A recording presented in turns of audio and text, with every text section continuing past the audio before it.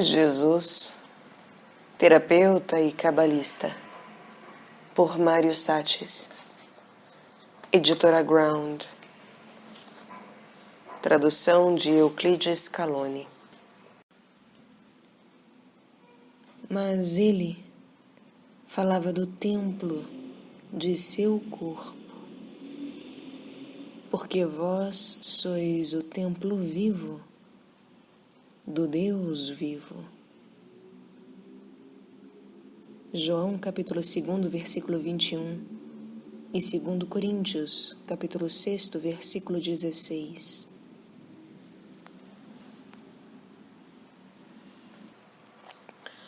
Chokhmah,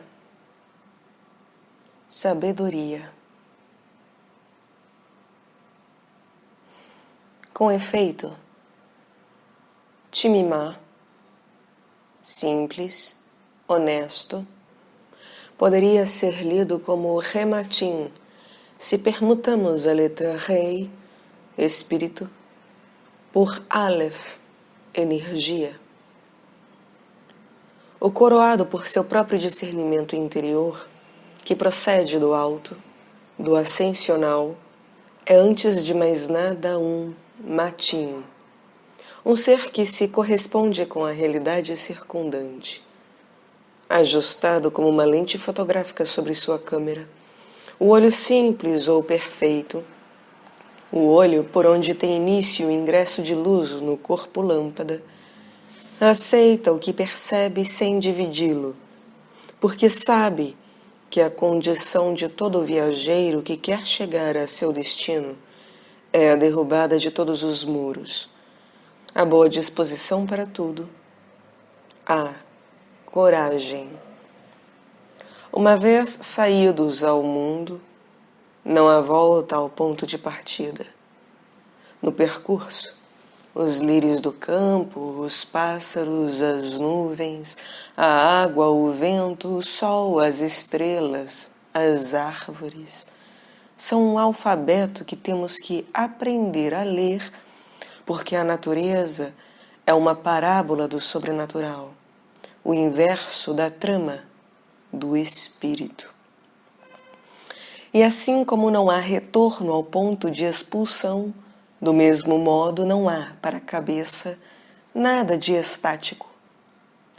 Sendo ela a imagem do céu, da abóboda celeste, bem disse Jesus em Mateus, capítulo 8, versículo 20. Abre aspas. As raposas têm suas tocas, e as aves do céu seus ninhos. Mas o Filho do Homem não tem onde repousar a cabeça. Fecha aspas. Como devemos interpretar as alusões de Jesus? Negativa ou positivamente? Queixa-se ele ou antes celebra a não existência de um ponto de apoio? A versão grega diz kephalinclini. Esta última palavra significa leito, cama, reclinatório, mas também féretro ou ataúde. Podemos suspeitar, então, que deter-se é, de certo modo, morrer.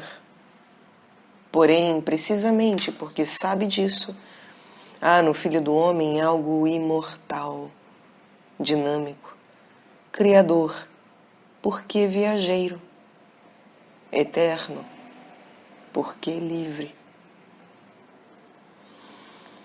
Somos negentrópicos e, enquanto vivemos, lutamos para combater o mortífero efeito da lei da gravidade com o vivificante impulso da lei da levitação. Não só não tem o homem onde apoiar a cabeça, mas ainda não deve apoiá-la em lugar nenhum. Pelo menos enquanto o seu périplo não se encontre com a Chokhmah, ou sabedoria. Enquanto o orvalho que ilumina a coroa, ou Keter, não tenha perfurado sutilmente o crânio e a memória cósmica não tenha sido ativada. Luz sobre luz. A segunda sefirá, com frequência, aparece associada ao hemisfério cerebral esquerdo, ao lógico, racional, ao ponto que, segundo veremos, a terceira sefirá, Biná, ou entendimento, está associada ao analógico, ao irracional ou espontâneo. Costuma-se denominar a sabedoria o princípio ativo, ou ainda o pai, em alguns círculos cabalísticos, e em outros, a filha, hipostasiada na forma de Torá. Asriel de Gerona, no século XII, escreveu que Chokhmah é, abre aspas, a força do possível, do virtual, uma potência simples que determina a forma, as substâncias em transformação. Fecha aspas. É muito provável que aludisse ao conteúdo semântico da palavra, visto que Chokhmah tem implícito o vocábulo Roar, força, e também Mor, cérebro, donde podemos ler que a sabedoria é a energia, a força do cérebro.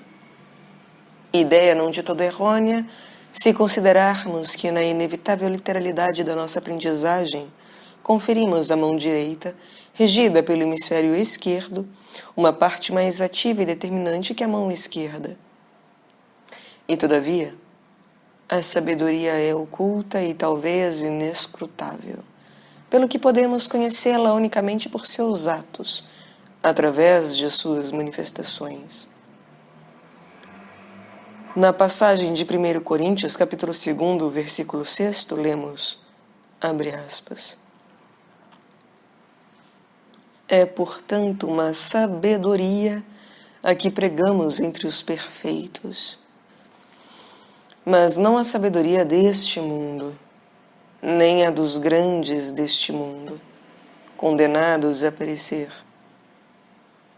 Falamos a sabedoria de Deus, misteriosa e secreta, que Deus predeterminou antes de existir o tempo, para nossa glória. Fecha aspas.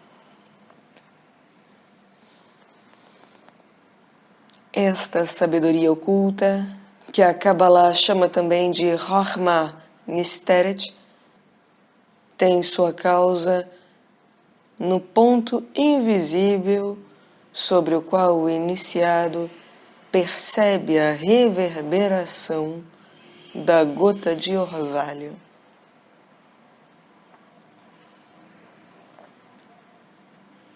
Saímos ao mundo em busca daquilo que, sem o saber, já possuímos. Deixamos nossa casa para terminar por dar-nos conta de que, na realidade, como diz Provérbios, capítulo 24, versículo 3, abre aspas, é com sabedoria que se constrói a casa, fecha aspas. Nesse sentido, é certo que a sabedoria é causa unidimensional do tridimensional entendimento, ou segunda sefirá. Se repassarmos o versículo original, nos defrontaremos com o fato de que se constrói é em hebraico Ibané, palavra que tem as mesmas letras que Biná. É a ordem relampagueante percorrida pela árvore sefirótica, da coroa à sabedoria e da sabedoria ao entendimento. Porém, se tudo já está em nós, por que sair em busca fora de nós? Qual é o verdadeiro norte da bússola? Diz-nos João, capítulo 14, versículo 5. Abre aspas. Senhor, não sabemos para onde vais. Como podemos conhecer o caminho? Jesus lhe respondeu: Eu sou o caminho. Fecha aspas. Pelo manifesto, em direção ao imanifesto, pelo visível ao invisível. Os olhos, embora projetados para fora, têm suas radiações ópticas nos lóbulos occipitais, junto à nuca. É sobre a chamada fóvea centralis, zona do olho localizada próximo ao ponto cego, que se forma a imagem mais nítida. Que surpreendente paradoxo constitui o fato de que, para convertermos-nos em caminho, tenhamos que sair pelos caminhos, que, para entender as muitas moradas da casa do Pai, devamos explorar sua aberta natureza, viver apaixonadamente, fundir-nos com o mundo e que, para ver mais claramente, muitas vezes tenhamos que fechar os olhos, pois ninguém subiu ao céu senão o que desceu do céu, nos diz João, capítulo 3, versículo 14. A vinda do Filho do Homem ao mundo, a chegada dos homens à vida, não é para sua própria condenação, senão para que a vida mesma seja salva por seu intermédio. Nessa passagem vemos até que ponto o desenvolvimento do Adão natural e sua posterior conversão em sobrenatural não supõe a negação de sua humanidade, mas sim sua mais plena afirmação, sua autoiluminação, seu incendimento.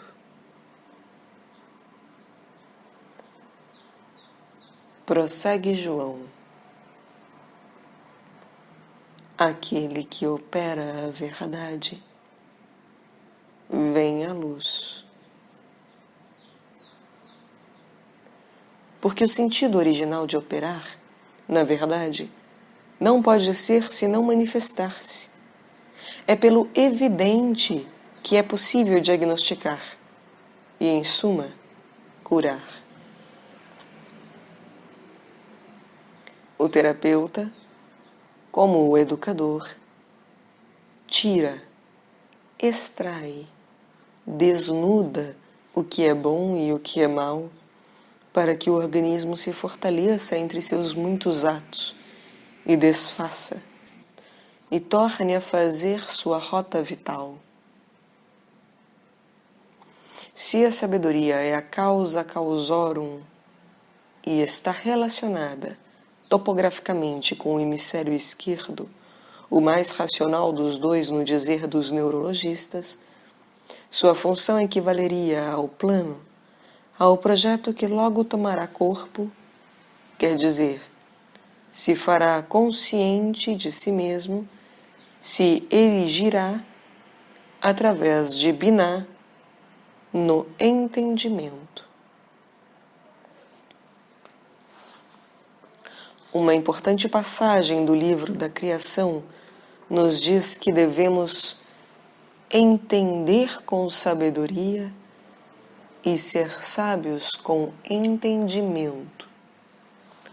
O que em linguagem cabalística significa Rebim be Rachma Urachen be Binah.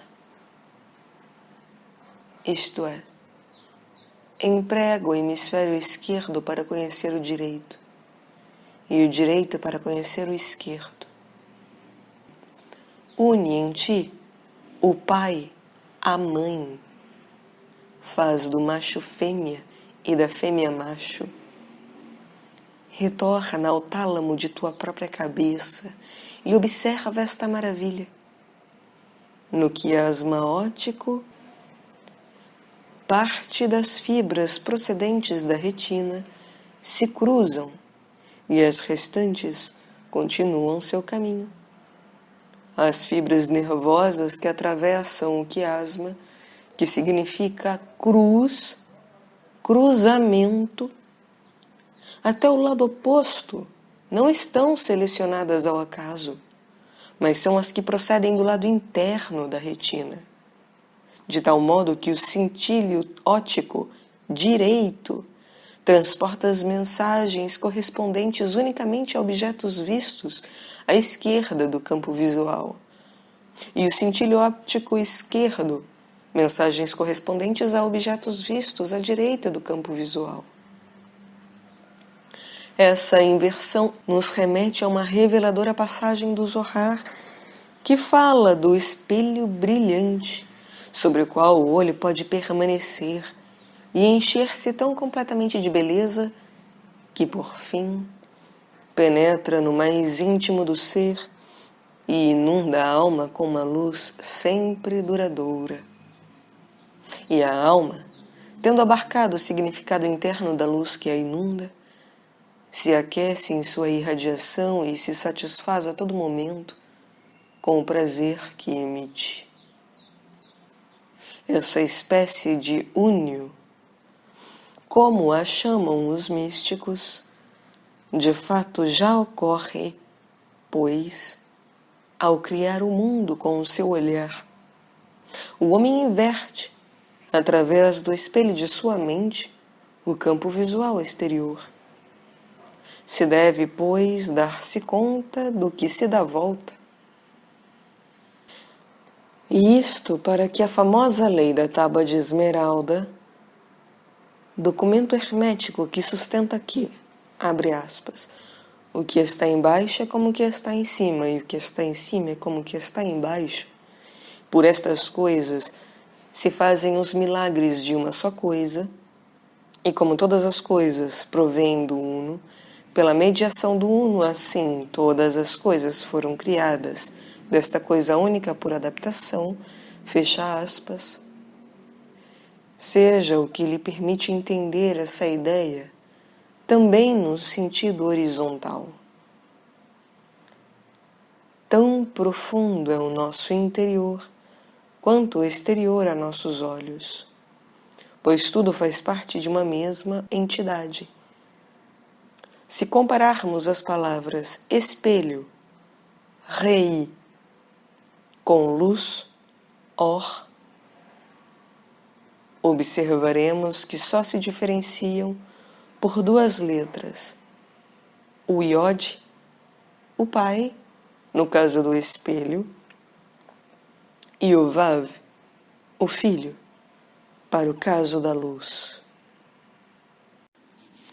Ou seja, a chamada identidade suprema é, do ponto de vista da Kabbalah, a luz que o espelho nos devolve.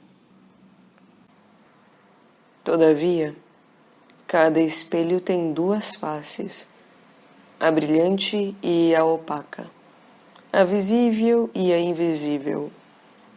Estas são Chokhmah e Binah, respectivamente, enquanto que Keter, ou coroa, seria a luz celeste que se desloca entre seus átomos, seu verdadeiro sustento e realidade. Ao falar destas três primeiras Sefiró, o Zohar nos diz que, abre aspas, Deus é o mestre com um manto branco e face resplandecente. O branco de seu olho forma 4.000 mundos, e os justos deste mundo herdarão cada um 400 mundos iluminados pelo branco do olho. Milhões de mundos têm sua base e seu suporte em sua cabeça. O orvalho que brota de sua cabeça e dela emana ressuscitará os mortos no mundo futuro. Este orvalho, que é o maná dos justos, é transparente como o diamante, embora emita todas as cores. A brancura de sua cabeça lança luz em todas as direções. Fecha aspas. Esse espaço simbólico que o Livro do Esplendor denomina a face maior está composto de 3 naturezas, de princípios superpostos: macho, fêmea e filho. Quer dizer que no cruzamento da sabedoria com o entendimento, apelando ao apoio da coroa, o iniciado descobre o que os cabalistas denominam o mundo dos ascendentes, nossa filiação com os mestres. Algo semelhante se depreende claramente do relato evangélico da transfiguração. Abre aspas. E se transfigurou na presença deles, e seu rosto brilhou como o sol, e suas vestes tornaram-se brancas como a luz. E eis que apareceram Moisés e Elias falando com ele. Fecha aspas. Anota Mateus no capítulo 17, versículo 2. Momento em que o Criador recomendará aos discípulos Pedro, Tiago e João que prestem atenção ao Filho amado, ouvindo-o, levando em consideração suas palavras. A palavra grega utilizada na passagem e que equivale à transfiguração é metamorfose, vocábulo que tem um eco lepidóptero da crisálida que passa, através do calor e da luz, a fase de mariposa. Por isso, dizia Dante, que o homem é uma mariposa angélica, se aceita o suplício doloroso da transfiguração interior, se é capaz de fazer de seus atos asas, de seus pensamentos estrelas, de seu coração uma lâmpada viva em que brilha o fogo do Espírito. Em seu Sefer HaChokhmah, ou Livro da Sabedoria, Eleazar de Worms, mestre do século XII, escreve,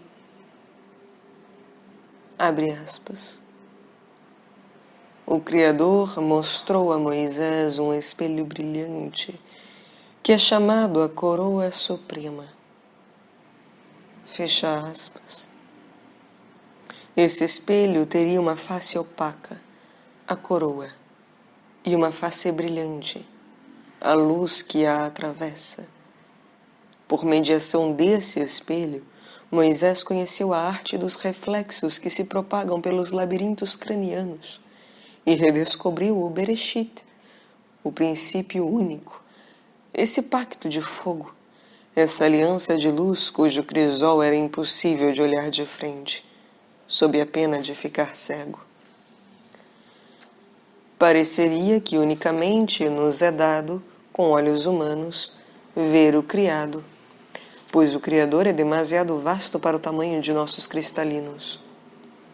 Quando Jó contempla as maravilhas da criação, é-lhe dito que os céus são um espelho fundido. Diante de um tal espelho, qual pupila há de resistir à sua dança termonuclear, a brilhante pétala de um relâmpago caído da flor da tormenta? Como temos a tendência de confundir a imagem projetada com a luz que a gera, a imersão em nosso próprio tálamo exige do discípulo responsabilidade no discernir. Tozan, um mestre zen nascido na China no século IX, escreveu em seu Samadhi do espelho ilusório, abre aspas, é como contemplar-se no espelho. Observam-se a forma e o reflexo. Tu não és o reflexo, mas o reflexo és tu. Fecha aspas. Essa inata tendência a confundir-nos em meio às imagens ídolos pode dissipar-se quando transformamos nosso narcisismo em verdadeiro amor, quando nossas palavras encarnam em nossos gestos. Entre os antigos nahuatls do México, a definição do sábio incluía a de ser um espelho para os outros, quer dizer, em torná-los conscientes de si mesmos através do vazio. Diz São Tiago, capítulo 1, versículo 22, abre aspas, sede cumpridores da palavra, poitis, e não apenas ouvintes.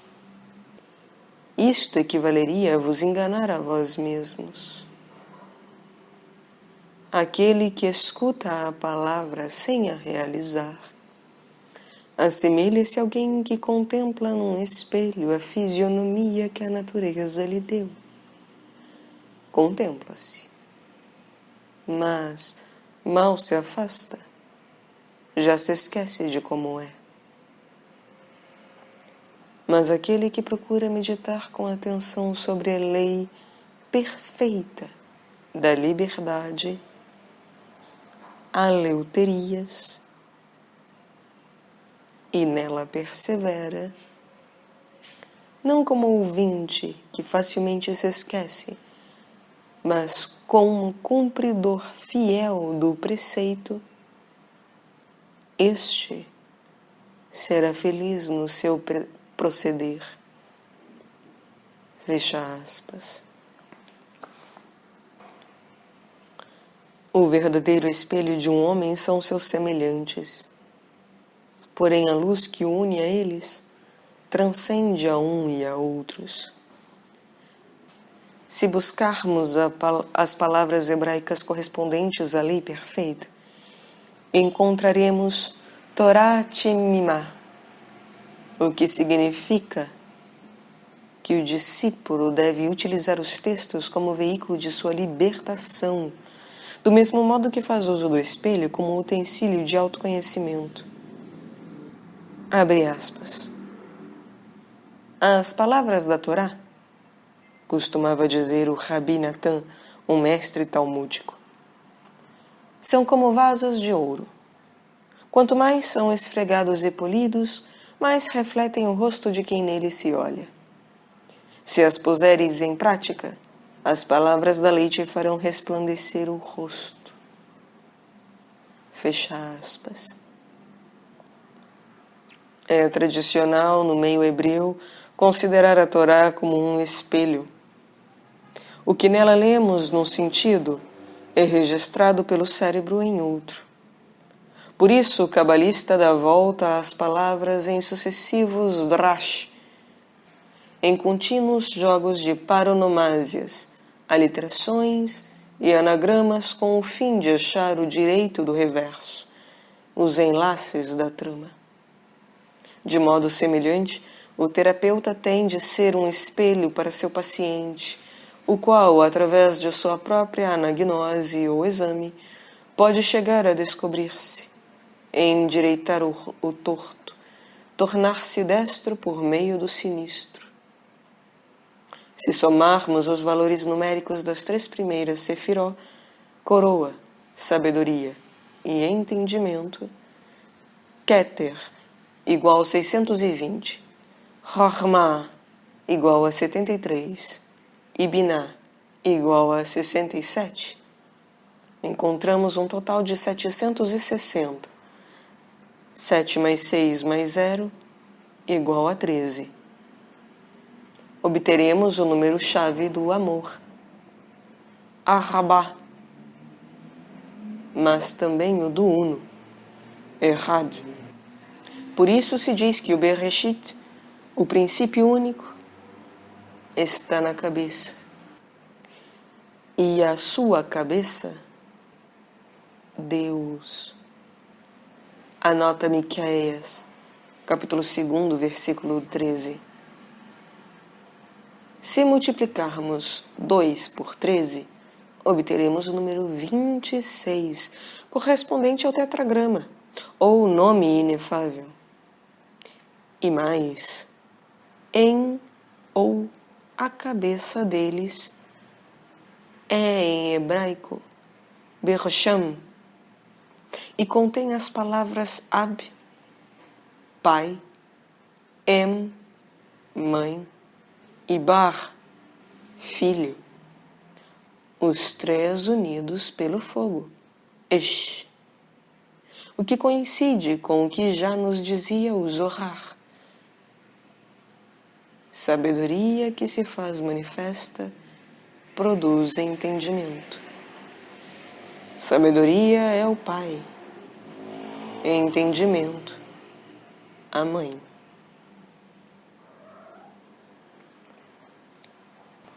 A verdadeira família de um nazareno é espiritual, uma comunidade com seus ascendentes. A verdadeira força de um terapeuta é sua linhagem apolínea. Fílon de Alexandria, falando dos terapeutas, diz, abre aspas, buscam com zelo tenaz a solidão, mas não se afastam em demasia, já que amam a vida em comunidade e procuram socorrer-se uns aos outros em caso de ataques de ladrões. Em cada residência existe uma habitação consagrada chamada santuário ou isolatório, no qual ingressam para cumprir os ritos secretos da vida religiosa. Fecha aspas. Essa passagem não nos lembra Mateus, capítulo 6, versículo 6? Abre aspas. Mas tu, quando orares, entra em teu quarto, fecha a porta e ora a teu pai em segredo, cripto. E teu pai, que vê em segredo, em público te dará recompensa. Fecha aspas. Se decodificarmos a palavra no princípio, Bereshit, em outras duas palavras, podemos obter Bait, casa, e Rosh, cabeça. Mas também, obviamente, o fogo, Esh, que ilumina a ambas. A cura pelo fogo é a cura pela verdade. O objetivo do trabalho especular, de speculum, espelho, é observar as órbitas de nossas estrelas interiores, porque toda consideração com Sidus indica os astros, deve conduzir-nos a restabelecer a harmonia com o mundo, com o meio circundante. Em 1 Coríntios, capítulo 3, versículo 14, lemos, abre aspas, manifestada será a obra de cada um, porque o dia a fará conhecer, pois pelo fogo será revelada, e a obra de cada um, qualquer que seja, o fogo aprovará. Fecha aspas. Toda inteligência celeste refletida pelo espelho é com frequência um símbolo solar, mas também um símbolo lunar. Os sábios taoístas saíam pela manhã a recolher orvalhos em seus espelhos, pois esse é o alimento da imortalidade que em linguagem cabalística se denomina ressurreição dos mortos. O espelho é um instrumento clássico de psique, e para Al-Ghazali, o corpo é o lado opaco do espelho, enquanto que o seu lado brilhante representa a alma. Novamente nos defrontamos com a mesma ideia. Para dar-se conta, tem-se que dar a volta. Por isso, os nazarenos estudavam a natureza do divino para, em seguida, compreender o divino da natureza. Continua dizendo-nos Fílon de Alexandria em seu tratado sobre a contemplação. Abre aspas. 2 vezes ao dia, os terapeutas costumavam entregar-se à oração, ao nascer do dia e por volta do entardecer. Ao surgir do sol, suplicavam por um dia brilhante, brilhante de verdade, quer dizer, em que a luz celestial enchesse suas inteligências.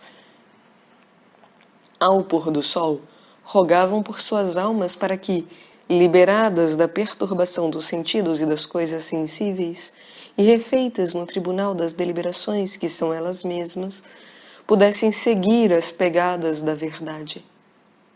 No tempo que entremeia o amanhecer e o entardecer, dedicavam-se inteiramente a exercícios consistentes, a ler as Santas Escrituras, a interpretar as alegorias contidas na filosofia de seus antepassados, pois entendiam que as palavras do texto literal são símbolos de um sentido oculto que se torna claro ao desenterrar-se o que elas encobrem. Fecha aspas. Pertence à tradição dos estudos cabalísticos inferir uma palavra de outra, subtrair uma radícula de uma raiz para assim compreender como, de certo modo, a raiz chegou a ser o que é ou o que a alimenta na frondosa árvore da linguagem bíblica. Se considerarmos agora a segunda sefirá, Chokhmah, a sabedoria, nela veremos a palavra Ramá, sol. Melhor ainda, aliterando-a, obtemos Kehmah, como o sol. Resultando daí que toda sabedoria é heliocêntrica, verdadeira, restauradora, cálida, ardente, luminosa, geradora, doadora de vida. Não obstante, os fogos do sol que determinam essa lei de fogo são também perigosos. Talvez por esse motivo nos adverte um apólogo do Talmud. Abre aspas. Com que podem comparar-se as palavras da lei? As palavras da lei podem comparar-se ao fogo. Como o fogo, elas vêm do céu, e como o fogo, são duradouras. Se um homem delas se aproxima em demasia, se queima, e se afasta, se congela. Se constituem seu instrumento de trabalho, salvam o homem. Se serve delas como meio de ruína, causam a sua perdição. O fogo deixa marca em todos os que o usam. Assim também faz a lei. Cada homem dedicado ao estudo da Torá leva impresso o selo do fogo em seus atos e em suas palavras. Fecha aspas. Já em Jeremias, capítulo 23, versículo 29, lemos, abre aspas, não se assemelha ao fogo, minha palavra, fecha aspas. Elemento que tornará a arder em Atos, capítulo 2, versículo 3, abre aspas. Apareceram-lhes então uma espécie de línguas de fogo que se repartiram e repousaram em cada um deles. Fecha aspas. porém a utilização dessa energia solar apolínea, pois Apolo foi também pai de Esculápio, o deus médico, requer que o terapeuta ou o cabalista encarnem primeiro o que dizem, que tenham passado a prova de fogo. A cura a que se entregarão com língua, coração e mãos é cauterização e bálsamo, porém também navalha de aço candente que divide o irremediável do que ainda é saudável, pois a saúde é maior que cada uma das partes do organismo. A saúde tem a ver com a totalidade. Daí que Jesus assinala com surpreendente maestria, abre aspas, se tua mão ou teu pé te faz cair em pecado, corta-os e lança-os longe de ti. É melhor para ti entrares na vida coxo ou manco, que tendo 2 pés e 2 mãos, seres lançado no fogo eterno. E se teu olho for causa de queixa, entre parênteses, escandalizei indica tropeço, quer dizer, deter-se por uma queda em meio ao caminho da vida, fecha parênteses, arranca-o e lança-o longe de ti. Melhor te é entrar com um só olho na vida, que tendo 2, ser lançado no fogo do inferno. Fecha aspas. Mateus capítulo 18, versículo 8. Estranho dilema esse que assinala 2 fogos, o da vida e o do inferno, Geena, o que ilumina e o que queima, o que nos eleva e o que nos abate.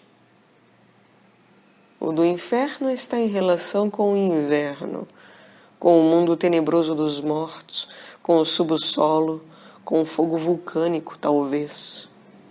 Sua cor é opaca e carece de cálida luz que o vivo emite. Contrariamente, não terá a verdadeira saúde a ver com o transparente, com o superficial, no sentido de estar sobre a superfície, sob a bela pele da terra, e também com o dinâmico. O infernal quer tudo para si. Por isso, Hades é também Plutão, o rico, guardião de seus mananciais de ouro e de prata, enterrado em vida. O celestial, Tin Zoin, a vida, pertence a Zeus, o vivo Zeus, que, como escreve Ésquilo, é tudo o que está por cima de tudo. Eliades, fragmento 80. O celestial olha a terra com amor, enquanto o infernal se vê corroído pela inveja, pelo ressentimento, e olha para o céu com ansiedade. Um fogo eterno não pode ser senão produto de uma ambição eterna, de um desejo insaciável. Porém, o fogo circunstancial, em seu momento, é a chispa sobre a qual sopramos o cristal de nossa lâmpada. O olho, ou a mão que deve ser arrancada, é a que tende à fixidez. O membro que, separando-se da totalidade, não se dá conta de que a regra de ouro do metabolismo é o aberto, a homeostase, a homeotermia, nem muito, nem pouco calor, e a sincronia. Um belo conto popular de origem mongol ilustra esse princípio. Abre aspas. Um dia, todas as partes do corpo entraram em disputa. Nenhuma mais queria estar a serviço de outras. Os pés disseram às pernas, Não as levaremos mais. Ide sozinhas. As mãos exclamaram: não trabalharemos para mais ninguém. Trabalhem vocês. A boca sussurrou: estou farta de alimentá-los. Não mastigarei mais comida para a barriga. Os olhos disseram: também nós estamos cansados. Agora olhem vocês. E então, como as partes do corpo estavam em guerra entre si, deixaram de ajudar-se. Não passou muito tempo até que começaram a debilitar-se e se tornaram enrugadas e secas. Quase que imediatamente se deram conta de todos os infortúnios que essas disputas traziam e decidiram reconciliar-se e ajudar-se como antes. Os olhos tornaram a olhar, os pés a caminhar, as mãos voltaram ao trabalho e a boca a comer. Unidas, todas as partes vivem agora em boa saúde. Fecha aspas. O pensamento gnóstico atribui várias conotações complementares à sabedoria. Ela é o primeiro Criador universal, mas é também o silêncio eterno. O silêncio como matriz da palavra, o vazio como suporte do cheio. Frequentemente os cristãos gnósticos, e certamente também os cabalistas, descrevem Deus como corpo bivalente cuja natureza inclui elementos tanto masculinos quanto femininos. O trabalho que nos é exigido é redescobri-lo em nós mesmos, transformar-nos em andrógenos espirituais, voltar a ser crianças. E no Evangelho segundo Tomé está dito, abre aspas, estas crianças de peito assemelham-se aos que entram no reino dos céus. Eles, os discípulos, perguntaram-lhe, se formos pequenos, entraremos no reino? Respondeu-lhes Jesus, quando reduzirdes 2 a 1, e quando fizerdes o interior como o exterior, e o exterior como o interior, e o de cima igual ao de baixo, e quando fizerdes do macho e da fêmea um só e o mesmo ser, então entrareis no reino. Fecha aspas. Labor de unificação interior que é um redescobrimento, uma techubá em sentido bíblico, a resposta da vida para a pergunta da luz. Porém, para que o espírito interrogue, remova e se manifeste, o discípulo deve antes abrir-se, cruzar seus hemisférios através do corpo caloso do cotidiano, única ponte para o maravilhoso, já que na mesma fonte gnóstica de Tomé, somos advertidos. Abre aspas. Procura conhecer o que está diante dos teus olhos, e o que te é oculto te será revelado.